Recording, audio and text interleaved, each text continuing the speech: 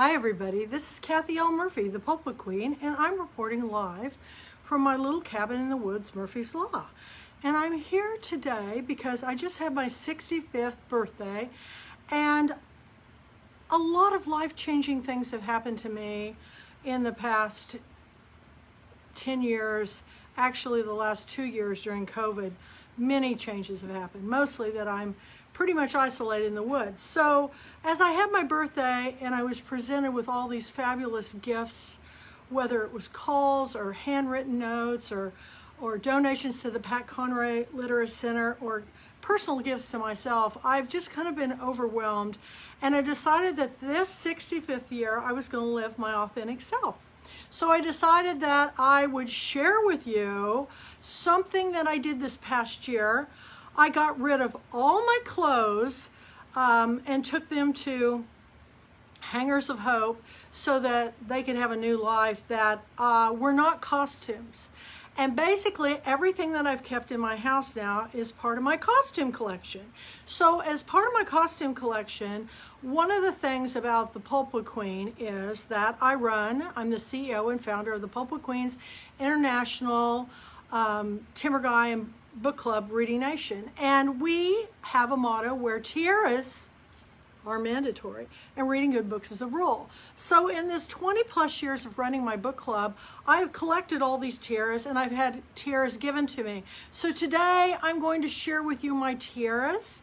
I'm going to share with you my Sunday crowns, because even before I was the Pulpwood Queen, back when I was a children's book manager, I was known as the Hat Lady.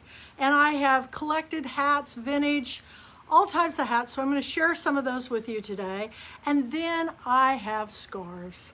I've collected scarves from all over the world, and I use them as turbans, crowns, and I'm going to show you how to tie some of those today. But before we even begin with the fashion show, when you join my book club, the International Pulpwood Queens and Timber Guys Book Club Reading Nation, the first book that I ask everybody to read so they can understand why I am on a mission to promote authors, books, reading, and literacy, is to read my memoir. This is the 3rd edition, the Pulpwood Queen's Tiara Wearing Book Sharing Guide to Life. And it's the story, it's my memoir on how books save me. It's a story behind the story of growing up in Kansas, moving to California, and eventually to Texas. I've worn many hats and I've juggled a lot of balls in the air in this Pulpwood Queen circus of mine. But this book is a one-stop shop resource book for anybody who loves reading. It was endorsed by the Texas Library Association. It was the top 10 Texas books when it came out, because if you read the book, at the end of each chapter, it says, if you like this story, I would recommend you reading these books. And I give little synopsis on all the books that I think that tie into the story that I'm telling. Not only that, I've got in here quotes, because I've collected quotes my entire life, things that inspire me, things that make me laugh.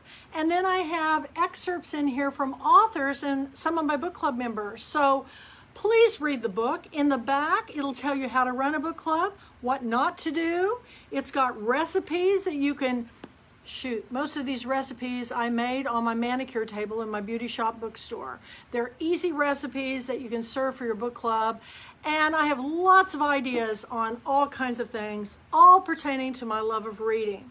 So the 4th edition will be coming out soon. Mandy Haynes is working on a new cover for me, and we're going to have a lot of additional information. In the very back of the book, all of the Pulpwood Queen Book Club selections from the very beginning, which our first book was Divine Secrets of the Ya-Ya Sisterhood by Rebecca Wells, that I helped get published with HarperCollins, up to today, which our book this month is Bookish Broads by Lauren Moreno. Ironically, my book was published by Grand Central Publishing, and Lauren Moreno is an editor for Grand Central Publishing, which is part of the Hachette Media Group. So to begin our fashion show, I want to start with tiaras. Well, when I first started this venture, I started out with, you know, the crazy little plastic tiaras that you would get at the dollar store at Claire's. Sorry, it fell down. And I realized right away that those didn't last very long. So I started looking outward to places that I could find tiaras, and actually Walmart, Amazon, there's tons of places you can get tiaras.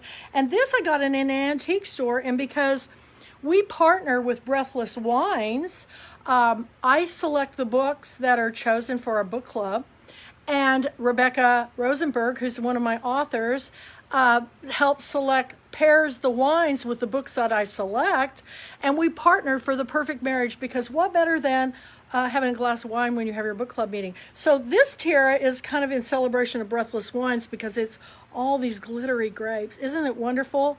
So I'm going to walk over here and I'm going to show you what I've set up. Here in my little cabin in the woods, Murphy's Law, I have taken my bar now and I am curating all of the things that I have on it to whatever I'm doing to promote that day or this week. I've put up some of my tiara collection, and I've pulled out a bunch of my hats to share with you, but I've got stories behind every single one of these tiaras. In fact, this beautiful creation was actually made by me. We had one of our my friends who was from England, that was a hat designer, come and teach my Pulpwood Queens of Wood County how to make our own fascinator, and this is one I made. And I have to tell you, if you go to my www.kathylmurphyart.com website, you can see how I painted this tiara on top of the Mona Lisa, one of my paintings that is now owned by Margie Dilday, who is the head queen of my West Monroe, Louisiana chapter. And I painted the Mona Lisa after I graduated from college, and then I decided to make it my own. So I have this fascinating fascinator that's all in my favorite colors that I made. As we journey on, I have also had a thing for Disney through the years, and I found this in an antique store. This is a tiara that has a bird cage, and it's very Tinkerbell to me. So if you're a Disney fan, look at Disney World or different places, and you can find headbands that work magnificently as tiaras. This one's really fun. It's got the little bird, and I just love it. At Decorate Ornate in Gladewater, Texas, she just got in bejeweled headbands. Oh my gosh, this one will go with every single thing that you own and wear. It's every color of baguettes and rhinestones that you could possibly imagine. And I went back and I got, my favorite color right now is green, so I had to get me a green one. And then I found somewhere, and I can't remember where, this wonderful one that's just kind of these neutral tones for when I like to wear my softer colors. Also, one of the things that happens as the Pulpwood Queen is lots of authors give me gifts. This was a gift from my author friend Marianne Henry, and she gave it to me one girlfriend weekend. I love that it's been sewn with this pipe cleaner thing, because you just clip these little clips into your hair, so it works absolutely perfectly, y'all. This is a magnificent crown. I just love it. Going on, here's one I found at Stephanie Chance Decorate Ornate, and it's a fascinator crown, and I'm going to put it on my head so you guys can see how it works. But I love these because they don't dig into your head like a regular tiara, and you can fix it so that the veil goes over your eyes. It's very retro. It's a lot of fun. I think and it wasn't very expensive. Recently, I was over at one of my favorite antique stores in Winsboro, Texas, and I picked up this vintage tiara, and it has my favorite color of teal. So, teal turquoise. This is fun, and it's just kind of a fun thing to collect as tiaras, and I know all of you are out there and you collect something, but I really love this one. As I move through, I also find that you can find these at places like Earthbound and different stores, but these are flower garlands. They make wonderful tiaras, and I have tons of them. And I've also, every time a little girl sees me in one of these, they just go, oh, that's so cute. I give it away. I can't stand it. I have to crown little girls queens and princesses. Next up, on my 50th birthday, I went to New Orleans because Hurricane Katrina hit 15 years ago, y'all. And during that 15 years since then, when I was down there, it hit on my 49th birthday. So on my 50th birthday, I went down with all of my friends and family and celebrated there. And this was a vintage tiara that I got down in the quarter. And each one of these has a story, and it's just one of the prettiest ones I've ever seen. So I was really pleased to get that one. It has such happy memories. This is another one that was given to me. And I'm going to turn it here so you can see. It's beautiful. You guys, you can find fabulous ones on Amazon, and there's all kinds of now tiara websites on the web, and they're not expensive, but I'm finding them literally everywhere I go. And what happens is people, when they find them, they say, I found you a new tiara. So they send it on, and this one's really high. I love it. Next up, at Christmas time, I'm always decorating, and I found this wreath. And I have to tell you that I just thought, wreath? I'm making this dang thing a tiara, and it is probably one of the prettiest ones. I actually had it at my 2021 girlfriend weekend, and it's all little crystals, and I know it's a wreath, but you can make a tiara out of anything. Isn't this one fun? I have these all over my house, and I know my hair is going to get totally messed up, but you get the idea. When Jane Ryder came to teach us the Fascinator class over at my little cabin in the woods, she also created this specially for me. And it's a fascinator that the flowers, one of my favorite colors is this beautiful lavender shade, but these have words all over the fabric, and I just think Jane, she passed away from pancreatic cancer, but I will always have this fascinator she gave me, and I'll tear up a little bit about it when I think about her, because we're exactly the same age, and I didn't get to say goodbye to her. But I will wear this in honor of her for the rest of my life, and may wear it tonight for my book and film club, because we're doing The Great Gatsby. But it is really, truly beautiful. If you really hone in, you can see that there's words all over the paper.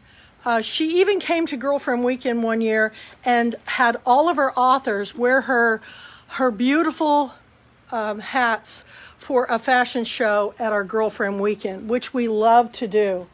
Now, moving on, this is fun. This is not a tiara that I can wear, but it was a tiara that I got in Jefferson, Texas, that you hang on the wall, and I just think it's so cute because it's made with those little glass flat marbles and mirrored glass, and I just think it's just adorable. Also, in Jefferson, Texas, I had a friend that owned an antique store, and he called me and said he had bought a whole bunch of these vintage tiaras from the 1930s, and so I bought them all. I've given most of them away, but this is one that I have left, and it's got a really fun clip that just clips to the top of your head. And so if you're not as ostentatious as I am and you want something very subtle, this would be the tiara for you. Onward and upward as we move across. Okay, here we go. As you can see, we're moving across to all these tiaras that I have on my bar. This is a fun one. This is actually not a tiara. This is feathers. But when you stick it into your hair, it creates a wonderful feathered tiara. And I'm kind of a little bit of a peacock myself, so this just really is a lot of fun for me, this feathered tiara. Then, years ago, there was a bookstore in West Monroe, Louisiana, and I was in there for a book event for one of my books, and I found this handmade tiara from an artist in New Orleans, and I just think it's fabulous. It's all these black wires and beads, and it's just fun. It reminds me of branches of a tree, and I got that at my friend Elizabeth's store that is now since closed, but it holds such happy memories. And every time I go down the Tennessee Williams or the William Faulkner Words and Music events in New Orleans, I have to take this New Orleans tiara. I would love to have a tiara from every state and country in the world. Hang on, it's tangled. That's the only problem with this one. It does tangle, as will this other one coming up. This tiara that I have next has an Eiffel Tower. Wait a minute, let me fix this. Come on, get off of there. It has an Eiffel Tower, and it says Paris on it. And this is a vintage one. Oops, a vintage one that came from Paris, Texas. And it was wonderful. I wore it when we did the Paris Library, which was our book of the month. And this was given to me by Stephanie Chance of Decorate Ornate. And she has more vintage tiaras, you all. She has lots of really unusual things. So if you ever get to Gladewater, Texas, go to Decorate Ornate and you can get a one-of-a-kind tiara. But isn't that one really cool? Okay, this one I bought this year because I have a thing for other countries and costumes. And this particular one has an Asian bent to it. It's got beads and crystals hanging from it. It even has matching earrings that drape down, so it's better if I have my hair all pulled up. But it is quite elaborate. It has all these wonderful pieces that come out from it. If you were at Girlfriend Weekend last year, you would see it. It's pretty amazing. One of my personal favorites right now, though it is tangly. Next up, I was in another antique store in Jefferson, Texas, and I had a Girlfriend Weekend with the theme of Once Upon a Time. And this tiara is so heavy, it's really hard to wear. But this is Cinderella's castle. And I don't know if you can see this, but I actually keep it on a table in my home with a candle behind it because it's so beautiful. And it's all pink and rhinestone. I don't know how old it is, but it's the biggest tiara that I own. And it's pretty fun. I love it. And the last tiara I'm going to show you today is probably, and I'm going to sit down to tell you this story. Oh, whoops, one more. Also, you can take, I go to Hobby Lobby and I pick up these strands of wreaths, and I can make these nature ones too, because I have a thing for being out in nature. And this was just a bunch of things I just wrapped into a ring. It's really comfortable. I can't go on enough about how much I love this one. Oh, and I have a couple more I missed down here. This is one that I picked up at a Renaissance festival, and I love it because it's got ribbons, and I have a whole outfit to match it. I just think it's one of my more spectacular tiaras, and I picked this up at one in here in Texas. And then this was a gift. Oh, this is beautiful. You guys, this one is amethyst and pearls, and it has all these beautiful peridot stones, which is my birthstone. And this was also a gift from one of my Pulpwood Queens. Isn't it beautiful? I really love this one. And I was in a Halloween store at Christmas that was having an after Halloween sale, and I just fell in love with this royal tiara with all its jewels. It weighs nothing, and it just absolutely is wonderful, especially if we're doing a historical book or something. But I try to match my tiara with whatever book that we're doing. Oh, I had a couple more over here I forgot to share too. I'm going to have to go over to this other side. This is my travel tiara. This is a tiara that folds and goes flat. And it's made out of lace that it's kind of got what they used to do. They would put a sugar substance on it or starch on it, and then all these little jewels are glued on it. But the wonderful thing about it is you can pack it up and put it flat in your suitcase. So wonderful travel tiara, like when I went to Europe. And then, of course, I have a million of these kind, you guys. They're just little headbands with cute little flowers and things attached to them. They're a lot of fun. So those are some of my many tiaras that I have along here. But this last two, this was a gift from a friend, and I'm telling you, this is when I feel like I'm Miss America. It's absolutely one of the most stunning ones I've ever seen. And I have to tell you, I have probably 25 tiaras that are broken. And what I do is all the broken tiaras, I attach to my chandeliers in my bedrooms to give them glitter and sparkle, and jewelry too. I have one done all in gold and rhinestones, and I have another one done all in cherry reds and pinks that I've done in my entertainment room. But this one's really pretty. And here's my last one I'm going to share of the tiara collection, and it's got a story. So I'm going to sit down for a minute and tell you the story. One of my best friends in the whole wide world, she's 84. Her name is Margie Dilday. She's been the biggest supporter for me through the years. She's bought more of my art.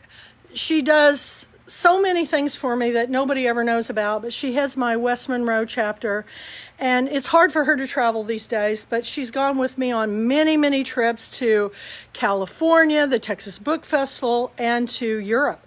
But Margie, on one of our trips with Stephanie Chance's Decorate Ornate Tours, we went to Paris, and we had we couldn't come to a decision on what we were going to do our one full day in Paris, but I had my 13-year-old daughter with me who had fantasized about going to Paris her whole life. And I asked her what she wanted to do, and she wanted to walk up the Eiffel Tower. So that's what we did. My friend Margie decided to take those red bus tours and just go around with a bunch of other girls. So I lost her for the day. But when I saw her that night, she came running up to me and she said, "You won't believe what I bought at the Parisian flea market." I said, "Oh gosh, Margie, knowing you, it's probably something fantabulous." She goes, "Kathy, I bought a vintage opera tiara from the 1800s. And she goes, I don't even want to tell you how much she paid for it, but this is it. It is absolutely one of the most gorgeous things I've ever seen in my life. And of course, I told her so. And she said, "Well, you know what? When I die, I'll leave this tiara to you." And I said, "Do I have to wait that long?" So about, I don't know, 3 or 4 years ago, when we had our Pulpwood Queen girlfriend weekend in Nacogdoches, Texas, and she was staying with me in this, all my family and my staff were staying with me in this big Victorian bed and breakfast that I had rented over there for the weekend. We were getting ready for the ball, and she said, "I have something, I'm going to give it to you because I decided that I don't want to wait till I die." and you just have to know our relationship because we have the same sense of humor. So she brings out this hat box, and inside this hat box, she handed it to me, and I said, "Oh my God, you're not giving this to me, are you?" And she goes, "I am." I go, "You're not dying, are you?" And she goes, "No, I'm not." She goes, "I just decided that for your next book cover, you needed this tiara." And so you'll see I wear it a lot for really special occasions. And it means the world to me because it was given to me by Margie. So that's not all of my tiara collection. I've got some packed away. I just pulled out as many as I could. But in this wonderful world that we live in, everything is so uncertain right now. I mean, we've got... we're dealing with COVID. We're dealing with all these different things that are happening around the world that are causing so much grief and sadness and war for innocent people. I have made it my life's mission that if I could just get everybody on board reading these books and sharing these stories from around the world, that people might have a little bit more kindness and empathy and more understanding of people that are different from us, and really see that most people are just exactly like us in wanting the same things. We all want to love and to be loved. We all want food, water, shelter, clean air, and we want to live safely and not live in fear.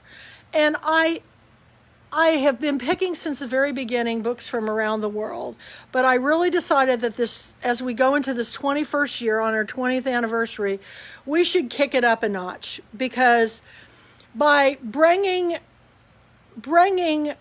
books from around the world to everybody to read, then you kind of get to walk in these people's shoes, just like Atticus Finch said in my favorite book of all time, To Kill a Mockingbird. So I just want to say that, you know, if you can do anything this year, whether you join my book club or not, read. Read stories from other countries. Read stories of other people.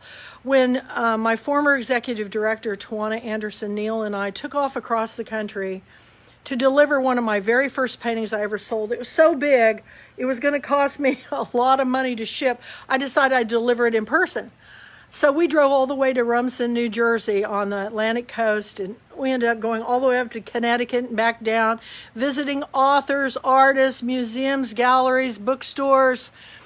I discovered something amazing about this world.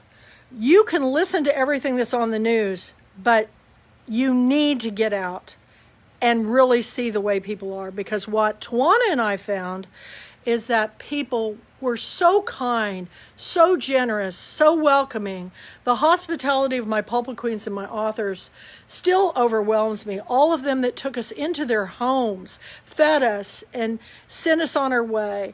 I can't thank them enough. So please, you know, read. It's that important. It can change the world. Now, the other thing I want to share is, as in my life, I've worn a lot of hats, and I've got tons of hats. I mean, I've got big hats. I've got hats from other countries like Mexico.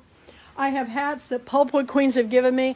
This is very special to me because this hat was given to me by Pulpwood Queen Mary Margaret Harvey. And it doesn't have to have that ribbon hanging right there.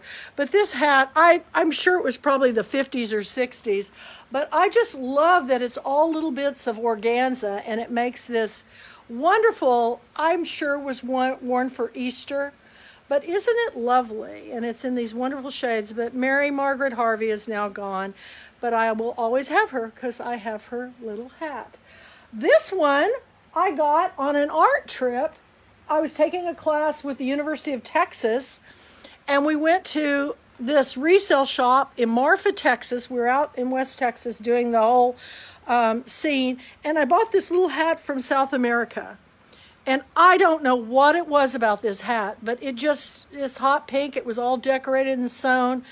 It's just a funny little hat, and it's just fun to wear. It's a cutie pie. And then I've got some other great hats that Stephanie Chance gave me. These hats are from Italy, you all, and they're in some of my favorite colors. This one is lime green. It's a straw hat, and I've got to set this down for a second so I can show you what it'll do. It's bendable, it's packable, you can take it on trips, but you can make it flip back, you can do it one-sided. It's just a fabulous, and I have it in orange too, but it's one of my summer chapeaux, and I call them our Sunday crowns because when I was a little girl, my mother, it was the 60s, and my mother always wore suits with matching hats, matching shoes, and matching purse to church. And I wanted to be just like that when I grew up. And then I grew up and it was the 70s. And other than a few floppy hats like, you know, Janis Joplin wore or something, you didn't see a whole lot of hats. I did wear a hat to my senior prom with my gunny sack dress. That was a floppy blue sheer hat. But I just think it's wonderful. And I'll tell you, there is not a time in my life where I've ever gone out wearing a hat where some older gentleman doesn't come up to me and say, I just love a woman in a hat. And it's so much fun to see that they just still appreciate women that wear these fashion statements. So that's a fun one. And I've got so many, I just don't even know how many to show. I've got this crazy, I was on a trip with my cousin, and we went to Arkansas, and I don't know where I got this crazy hat, but I love all things Oriental, and it's a little beret, and it's like orange silk. It's just so much fun. I love orange, so I have worn this with a lot of different things. I know you all are thinking I'm crazy, but it's fun playing dress up. And I got to show you this other hat because this one's really crazy. I just found it today, and I haven't been able to find it in a long time. But you know, I spend a lot of time in the woods, and this one, this one is so fun because it's like little berries and leaves. Isn't that precious? I think I'm going to embellish this. I think I'm going to add, oh, that was my kitty. I think I'm going to add a few more things to this because I think this is a hat that I'm going to repurpose and make it more forestry. What do you guys think? Isn't that fun? I think it's fun.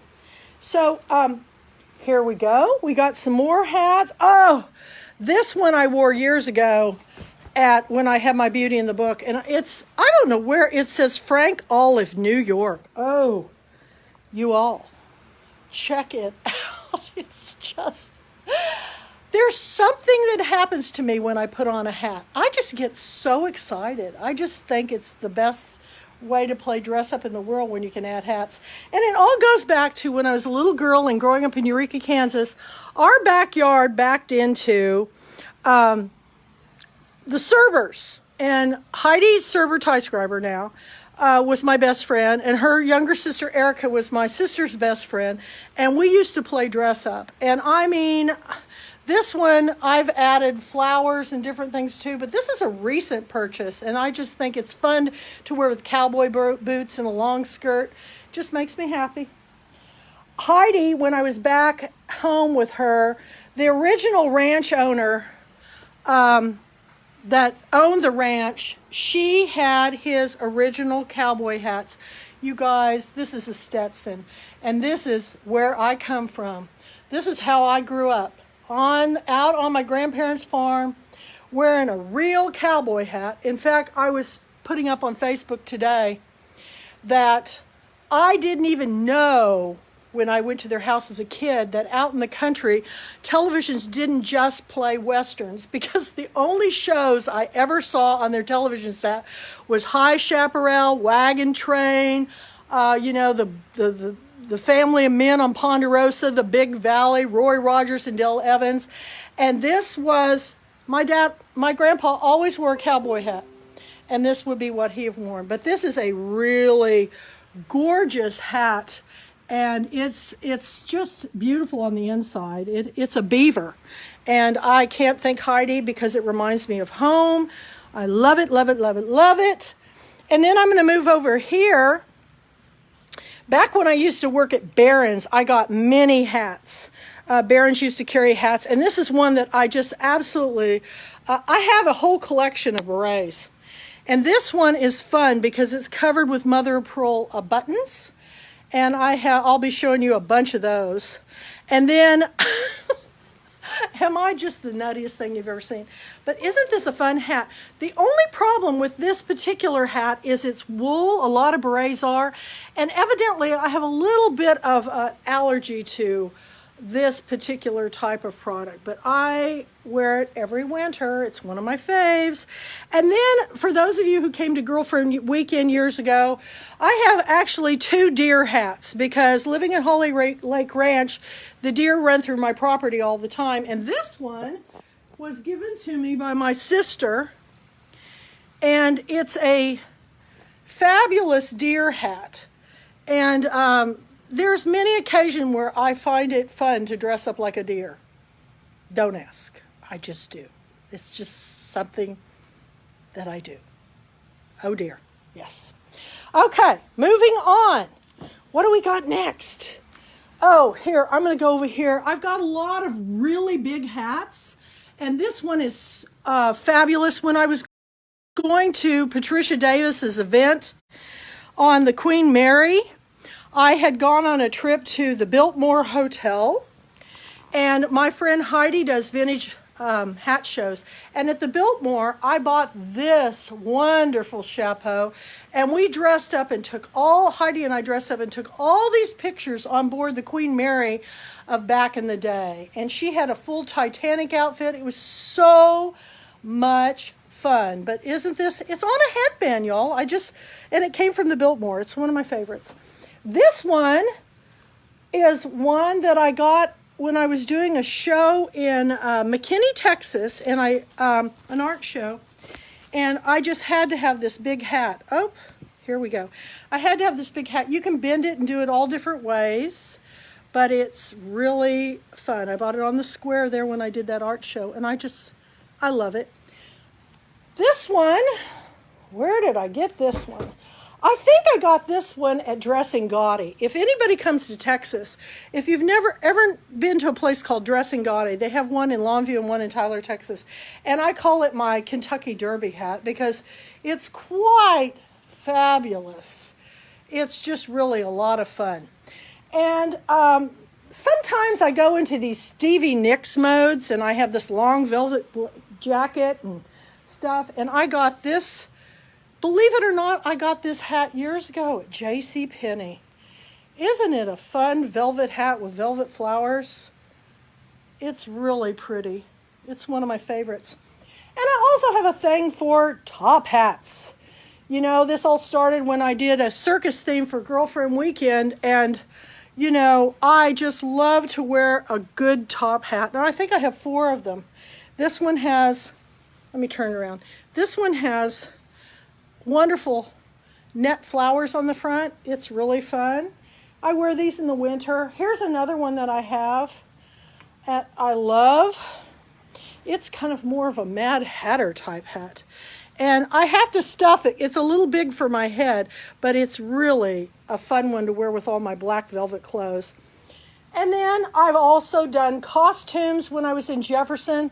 I used to do all these fabulous pilgrimage and candlelight tours, and I have all these dresses that were made for me from that era of pre-Civil War, and this is one that, I don't know if you can see it, but it ties like a bonnet, and I look very schoolmarm in it, but it's so fun. I've been watching Anne with an E. This would be a wonderful hat that you would have seen then, and I have several of those kind of hats too.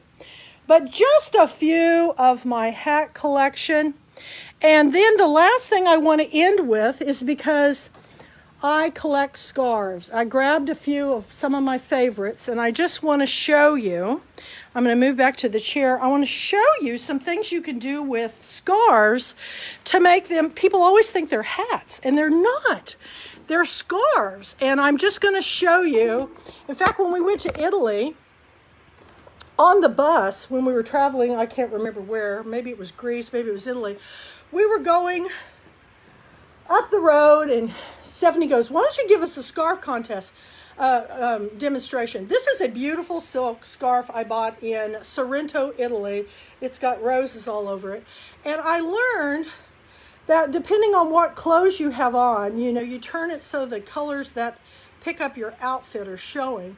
If you'll wrap it around your head like so, and crisscross it in the back, and sometimes my hair's up and sometimes my hair is down, but if you crisscross it, I can usually do this in front of a mirror pretty fast. You bring the scarf up like so, gather it up, and you tie it in a knot. Okay? And everywhere I go, people go, how did you get your scarf to do that? You tie it in a knot. Then you make a big bow. And you loop it around. Let's see if I can do it around. I'm usually doing this in front of a mirror, so it's kind of hard in front of the phone.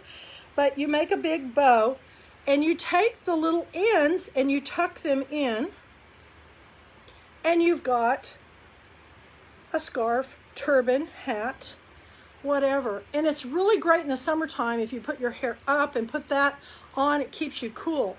And I just recently got a whole bunch of saris and scarves, and oh, with beautiful trim and everything from my Chicago author friend Ruthie Landis. And this is one of my favorites. I love the olive green to the burgundy. It works well for that. And they can also be used as shawls. And then this one in particular it's a silk scarf that came from India too, but this one came from Anju Ghatani. And so I have a scarf closet in my house, you all. I have a scarf closet. Nobody believes me. And the last one I want to show you is so much fun. I wore this to the Cinderella to CEO event, but because I'm such a peacock, it has peacocks on it, and I wore that in my hair. So that concludes the Pulpwood Queen fashion show. I hope you enjoyed it. I hope you'll have fun playing dress up, because when we go back live to our annual book club convention, we always have plenty of costume dress up times. In the meantime, start your own collections. Play dress up, have fun with your friends, have a tea party, wear hats. It's all about making everything that you do creating a memory. And I'll tell you, it's a lot of fun playing dress up, no matter if you're 7 years old or you're 65. I've had a really wonderful time. Now, before I leave, join me tonight, because for the first time ever, we're going to have a live book and film club on my Kathy L. Murphy Facebook page.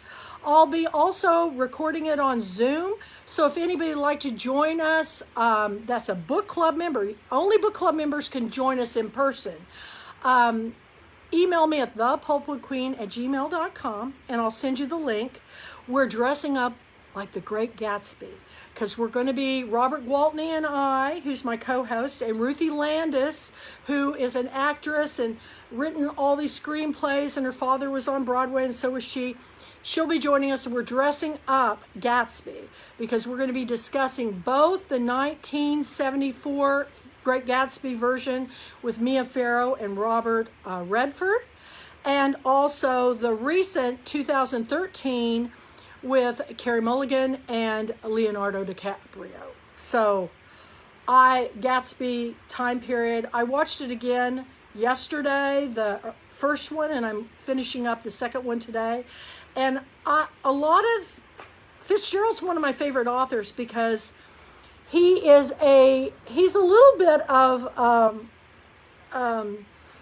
he's like most authors. He listens into conversations, and he captured that time period in that place so perfectly. It's almost like a time capsule. So we'll be discussing it tonight, and we'd love to hear from all of you. So watch the films. Join us tonight at 6:30 live on my Kathy L. Murphy page. And one last post tomorrow as I end up my celebration of my 65 years. I thank you for joining me, and I hope that all of you will take some time for play. Take some time for play, read a lot of good books, and make every day important. Thanks so much. It's all about the story. Till next time. Bye-bye.